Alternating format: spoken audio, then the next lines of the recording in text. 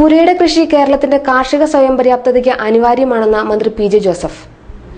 ഏകകൃഷി സമ്പ്രദായം നമ്മുടെ കാർഷിക രംഗത്തെ സംരക്ഷിക്കില്ലെന്നും അദ്ദേഹം പറഞ്ഞു. സംസ്ഥാന കാർഷിക മേളയിലൂടെ ഈ സന്ദേശം പ്രചരിപ്പിക്കുകയാണ് ലക്ഷ്യം.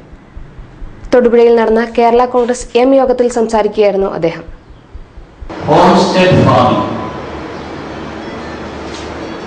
ഇത് പ്രചരിപ്പിക്കുവാൻ കുറെ കൂടി സമയമെടുത്തു.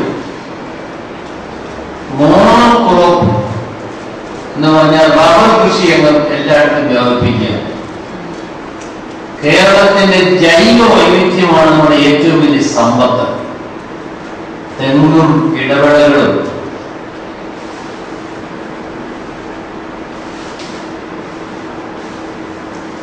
നാണ്യവിളകൾ, കുരുമുളകും ഏലവും ഇഞ്ചിയും മഞ്ഞളും മറ്റു നടുതലകളും കാച്ചിലും ചേനയും എല്ലാം ഉൾപ്പെടെയുള്ള ഇതെല്ലാം കേരളത്തിന്റെ പ്രത്യേകതകളാണ്. കംപ്ലീറ്റ് റബ്ബറായിട്ട് തീർന്നാലും കൃഷി ഒന്നും ഉണ്ടാകുന്നത്. അതുകൊണ്ട് തന്നെ കാർഷിക മേളയുടെ തുടക്കം മുതൽ തെങ്ങും ഇടപെടലുകളും പ്രത്യേക വിഷയമായി എല്ലാ പ്രാവശ്യവും എടുത്തിട്ടുണ്ട്. തെങ്ങും ഇടപെടലുകൾ ഉണ്ടെങ്കിലും പുരയുടെ കൃഷി എന്നുള്ള തീമിനാണ് മുഖ്യ പ്രാധാന്യം കൊടുത്തിരിക്കുന്നത്. നമ്മുടെ പച്ചക്കറികളൊക്കെ കൃഷി ചെയ്യണമെങ്കിൽ ഇത് ആവശ്യമാണ്.